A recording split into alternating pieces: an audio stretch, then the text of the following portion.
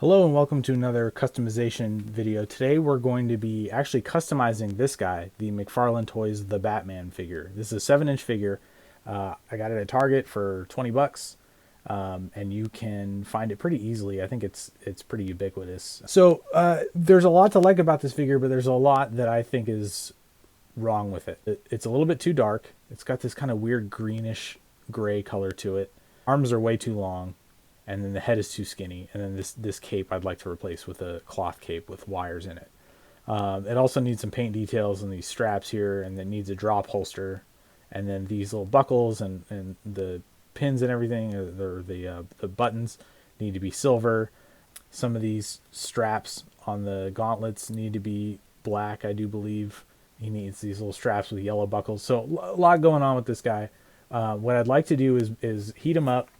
You probably boil it in some water to get it nice and soft. Take it apart. I'm gonna shorten the arms. I've seen people been doing that on Instagram, so I'm gonna figure out what the deal is with these and see about bringing that up. I'm gonna add some lighter paint to it, not too crazy, but something to just make it pop a little bit more, make it read a little bit more as the kind of black and gray Batman. Then I was going to sculpt the head and widen it, but I bought a second figure. This is a BENDYFIGS The Batman, right? Now it's about the same size, same price. It's not articulated. I mean, it's a it's got wire, probably wire in it, and it's rubber, so theoretically you can bend it around, but it won't hold a pose or anything. But this figure has a lot going for it. I initially bought it because I saw people online saying that this has a really good belt, and they were swapping the belt, and I thought, oh, okay, well, 20 bucks. I've spent way more than that on figures because I'm a collector and a customizer. So what the hell? I'll give it a shot. I don't know that I'm going to switch the belt. This one, it looks like a little thin, whereas this one has a lot more dimension to it. So I think what I might just do is paint this to be more accurate. This does have a couple extra little tidbits, like these two pieces on the side here. So I may see about cutting those off and adding them to this, but I might not. To me, though, the real story of this one is the cape. This cape is great. Look at this thing, right? I mean, it's pleated. It's got the scallops. It's not, decent material. So I'm going to take this cape and put it on this guy. I ordered one on eBay that a customizer, was making to order, and I ordered it a few months ago, knowing that it would take a while, and then I just got the ship notification this morning. But I've got a buddy who's got one of these, so he's going to get a new cape. And this thing, it's got this seam here. I'm just going to stick some jewelry wire up in there that you can get at like any craft store, and that'll make it, posable. So, I mean, 20 bucks for this cape alone is a pretty good deal. On top of that, you've got the belt if you want to use it. I don't personally. It's got this great stand. I mean, look at this thing. Compared to the little McFarlane one, it's just a little thin piece of, thin disc with a DC logo on it. So, I think this looks pretty dope. Ultimately, I have a Batmobile on order for this guy. I think that will scale with this figure. If that's the case, I'll have him standing next to it and his bike, probably not on the stand. But, the fact that it came with this is pretty cool. The other thing, these figures are almost exactly the same height. The McFarlane one's a little bit taller, but look at the difference in the arm length, right? If I put these guys shoulder to shoulder, I mean, look at that. That's a full hand longer on the McFarlane figure. So those arms are definitely out of proportion. Also, this guy just has a better head sculpt, I think. It's a bit softer. I mean, that's one of the things I do like about this one, is the stitching is very defined on the McFarlane one. But look at the difference in the ears, right? Look how on the McFarlane one, they're in line with the outer contours of the head. And pretty much the same thing on this guy. But if I were to widen the head on the McFarlane figure, to make it more bulbous, like how it should be like on this guy, then that makes the ears too far into the middle, and I think that hurts the accuracy of it. Whereas this one, I mean, that, even look at the profiles on these. This just looks way more like what we know the Batman look to be, right? So I think I may just cut this head off, hollow it out enough for it to fit on the peg for the McFarlane one, and then repaint it. Yes, it's a little softer, but I think that's a good sacrifice for the accuracy of the look. The paint's a little sloppy, but I can take care of that. I'll paint some new eyes on him. It's going to be tough with the really pronounced sort of brow piece on this guy. Yeah, you can see it sticks out pretty far, so getting a brush in there might be a little difficult, but you know, I'm up to the challenge. I was going to paint the eyes on this one anyway. I don't dislike the side eye look as much as a lot of people do, but it's definitely not what I want it to be permanently. So either way, I was gonna have to paint the face and the eyes a bit. So I may as well just try it on this one, and then I think I'll just sand the ears down so that they are thinner and more accurate looking. But yeah, I mean, they're about the same size, so I think it'll scale well. Other details I'm gonna do, you know, I gotta paint the straps, add a drop holster. This one looks like it was supposed to have one, and they just didn't put it on, or maybe they just decided against it for all of them. That could have been a late in the stage thing where I know that like DC toys aren't coming with guns and stuff, and maybe they thought that that was too close to looking like a gun thing, so they pulled out of it. I don't know, but there's some other paint details. You know, the yellow buckles. I want to bring the silver out of the bat emblem and stuff. So there's gonna be some dry brushing and whatnot too. But yeah, all in all, I think when I kind of mash these two together, we're gonna end up with a pretty awesome looking figure of the Batman. So following this will be some footage of the process of everything so you all can see what goes into making these, and then I will share the finished product at the end. So what I'm doing here is removing the cape, which was really easy to do with this particular McFarlane figure, and then on the BENDYFIGS figure it was also very easy. It was just kind of glued in underneath the movable chest plate area.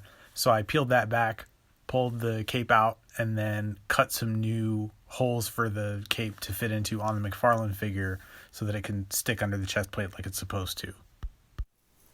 All right, so step one is complete. I've just replaced the cape. Now I haven't glued this in yet and I haven't wired it yet, but I just wanted to show you where it was in the process. So essentially the cape came off of the McFarlane figure super easily. I literally just peeled the front little flaps up, and then on the back it had this kind of insert piece where it's glued into the back. So I just took an X-Acto knife and cut it. There's a little bit of glue left over, but you know, you won't see the back. So, and then I had to go in and peel this. This piece is softer, thankfully. So I peeled it forward a bit, and then I took the X-Acto knife and cut into there to give the cape some divots to fit into. And then I just stuck it in. So I didn't even glue this in place yet. And I mean, it already, this figure looks a million times better just based on that alone. Just the way it stands, you know, like it's kind of leaning forward a bit here, but yeah, I think that's just a massive improvement. So I mean, already, you know, $20 for that BENDYFIGS Batman, super easy cape swap that just about anybody could do. You know, this is what we have so far. So and it actually looks, I mean, God, it looks pretty cool. I have to say, like, I would like to get some different hands for this. I think there's someone online who 3D prints them that you can buy. I may just see if I can swap them for some hands that I already have that would, you know, pass as being for this figure.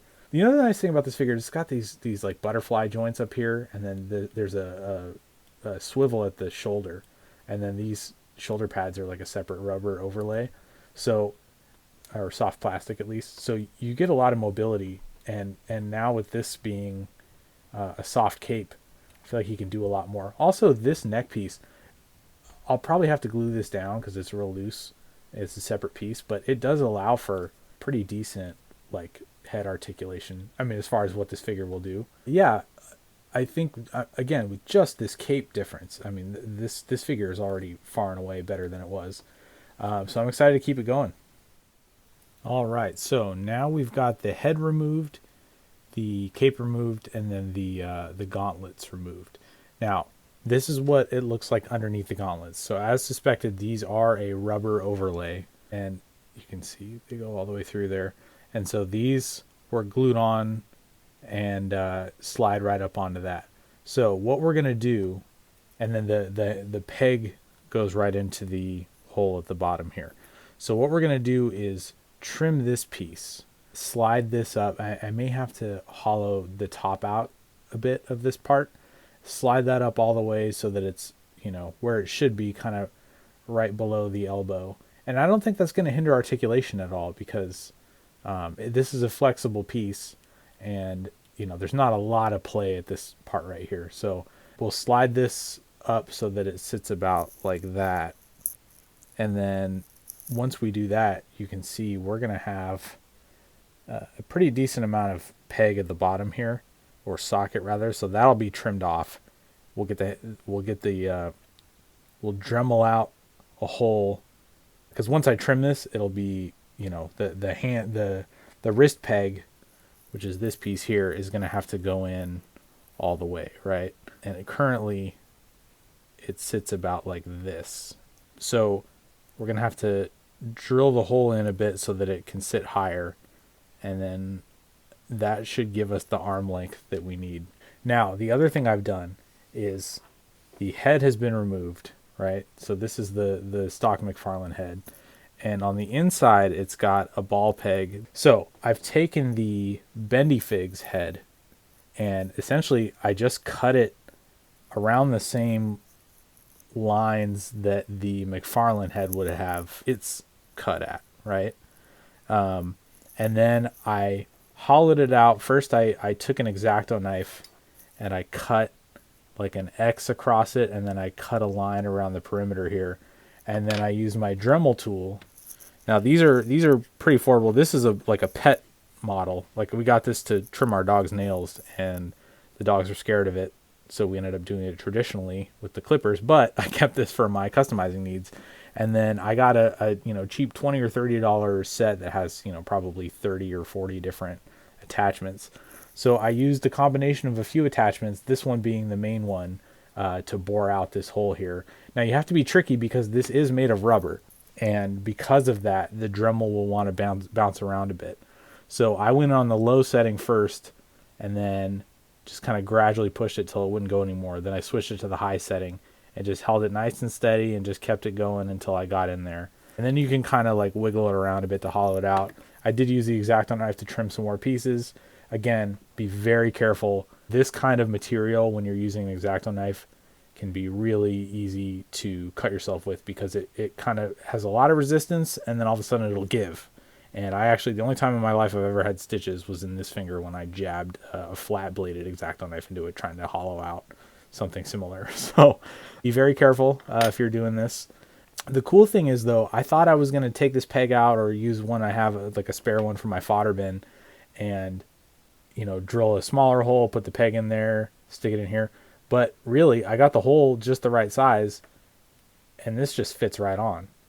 And not only does it fit right on, but because of the give of the rubber material, you can turn it and pretty much articulate it in every single way that you could with the other one, and it just grips the plastic neck really well. So yeah, I mean, you got a fully articulated head without needing to put a ball peg in it. You don't have to glue anything, no sticky tack or anything. It just goes right in. And then the other thing I did is I trimmed the ears a little bit. You can see, so the BENDYFIGS figure is this gray color. Like that's what it's made out of, is molded in this gray rubber you can see here. And this is the wire that went into it. It was actually at a weird angle in the head. So then the paint is just applied over it, right? So you can see where the gray is showing through where I trimmed it, where I trimmed the ears, but they are looking a little bit more accurate. I think I need to do a little bit more on this one. It's tough though, because if you do too much, then they start to curl. Once I finish painting the head, I will paint the body and then do the arms. And I mean, this thing is, this is one of the easier customs I've done in a while, so far at least.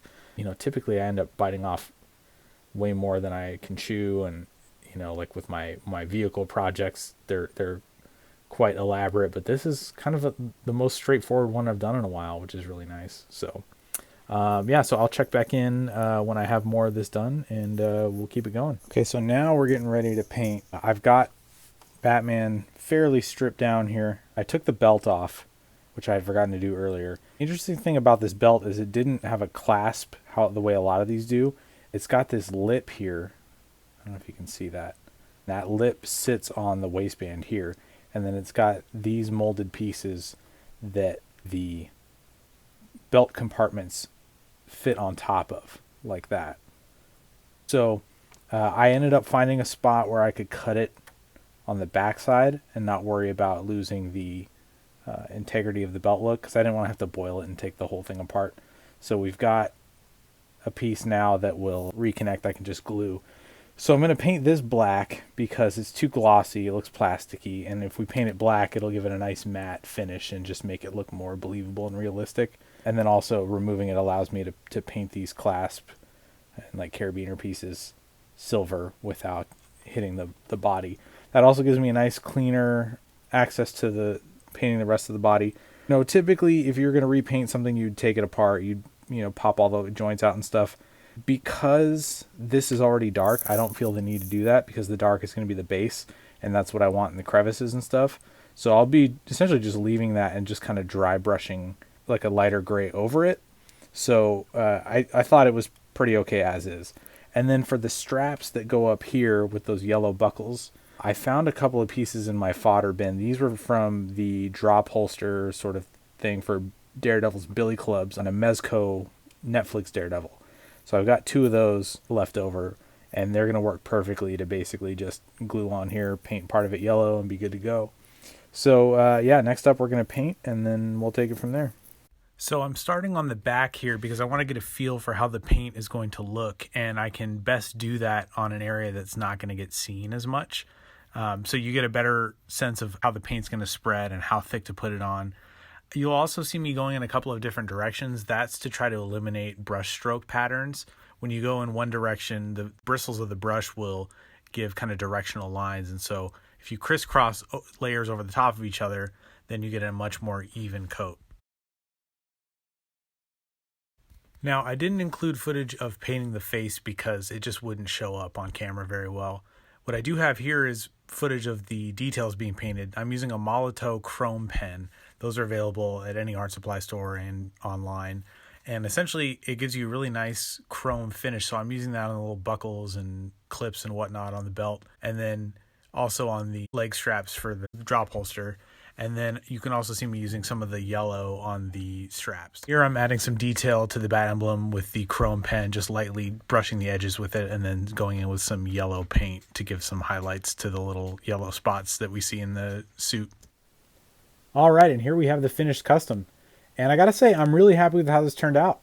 It's pretty amazing what you can do with 2 $20 figures. This thing was pretty cool to start out with, but it looked like a $20 plastic action figure, right? And with some elbow grease and some paint and some extra time, you end up with something that looks like an expensive import. I'm really pleased with the overall look to this. I think shortening the arms really helped the proportions out. I think the paint helps to dull the shiny plastic and make it look a lot more believable. I added a bunch of dry brushing to the bat symbol, to the shoulder things.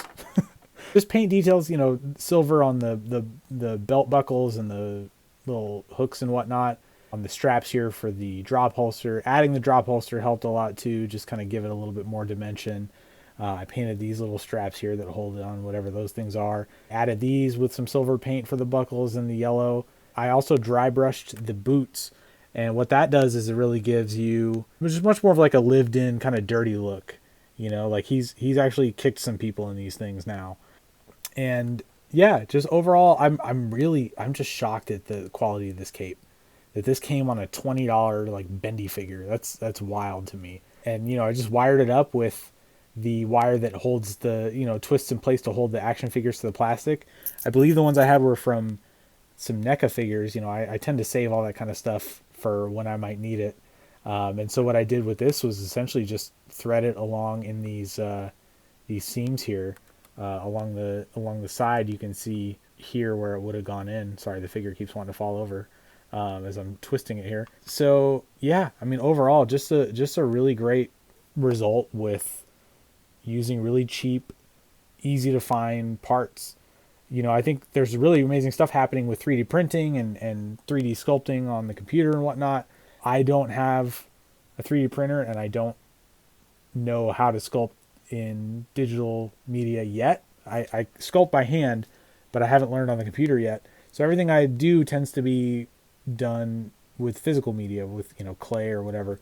And so it's nice when you can find a figure that has a really great base head like this bendy figure did, and just bring it to life with a new paint job. And so a little bit of what I did here is it won't really show up on camera, but I use like a kind of a stippling technique. You can see a little bit there. it almost ends up looking like the 3D, the face print technology that like Hasbro uses, or like what you get with the SH Figure Arts or something. And what that does is just kind of mimic the imperfections of skin, right? We've got, freckles, blemishes, stubble, what have you, capillaries. So that just gives it a much more lifelike look. And then with the eyes, I never use a straight white.